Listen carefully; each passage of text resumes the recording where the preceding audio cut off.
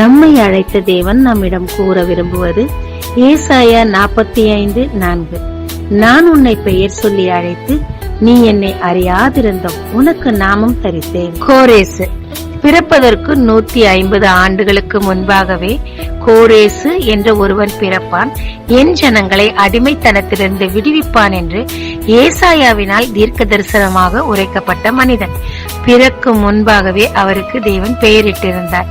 இரண்டாவதாக, அவர் தேவனை அறியாத ஒரு புறஜாதியான மனுஷன். தேவ ஜனங்கள் பாவம் செய்து பாபிலோனிலே அடிமைகளாய் இருந்தார்கள். நேபுகாத் நேச்சராலே மிகவும் நெருக்கப்பட்டார்கள். அந்த சூழ்நிலையில் தானே மேதிய பெர்ஷியர் ராஜாவாகிய நேபுகாத் நேச்சார் மூலமாக தன் ஜனங்களை தேவன் விடுவித்தார். அது மட்டுமல்லாமல் எருசலேமிற்கு திரும்ப செல்லவும், எருசலேமை திரும்ப கட்டவும், அதற்குரிய தேவைகள் மொத்தத்தையும் சந்திக்கவும், அந்த ஜனங்களின் வாழ்வாதாரத்தை கட்டவும் தேவன் இந்த மனிதனை பயன்படுத்தினார். தன் ஜனங்கள் பாவமே செய்திருந்தாலும் அவர்களுடைய நெருக்கத்தை தேவன் பார்த்து கொள்ள ஒப்பாமல் 150 ஆண்டுகளுக்கு முன்னே பிறக்காத ஒரு மனுஷனுக்கு பெயரிட்டு அவரை அறியாத ஒரு மனுஷனை தன் ஜனங்களுக்காக தேவன் தெரிந்து கொண்டு சரியான நேரத்தில் அவனை அனுப்பி தன் ஜனங்களை விடுவித்து அவர்கள் தேவைகள் எல்லாவற்றையும் சந்தித்து இடிந்திருந்த சகலவற்றையும் கட்ட ஒருவனை தேவன் ஏற்படுத்தி இருப்பாரானால் நீங்களும் நானும் அவருக்கு எவ்வளவு விசேஷமானவர்கள். 1.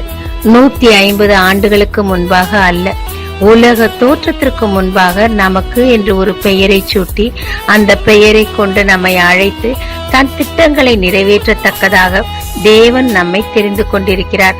வானத்தையும் பூமியும் படைத்த கர்த்தர் நேரடியாய் நம்மை தெரிந்து கொண்டிருப்பாரானால் நாம் எவ்வளவு பாக்கியவான்களா இருக்க வேண்டும். இரண்டாவதாக, அவர் நமக்கு கொடுத்த திட்டத்தை நிறைவேற்றக்கூடாதபடிக்கு பகைவர்களால் அதிகப்படியான நெருக்கமோ பொருளாதாரம் இல்லாததால் வரும் பிரச்சனைகளை கண்டு இன்று துவள வேண்டிய அவசியமே இல்லை. அதை அதினதின் காலத்தில் நேர்த்தியாய் செய்கிற தேவன் என்னென்ன தேவையோ அதை சரியான நேரத்தில் கொண்டு வந்து சேர்க்கத்தக்கதாக இரட்சகர்களை ஏற்கனவே அவர் ஏற்படுத்தி இருக்கிறார். நம்முடைய வேலை என்ன? பொறுமையாயிருந்து விசுவாசத்தை வளர்த்து கொண்டு காத்திருந்து அவைகளை பெற்று தேவனை பிரியப்படுத்த வேண்டியதே. ஜெபிக்கலாமாங்க. தேவரீர் என்னை தெரிந்து கொண்டதற்காக, பெயர் சொல்லி அழைத்ததற்காக உமக்கு நன்றி அப்பா.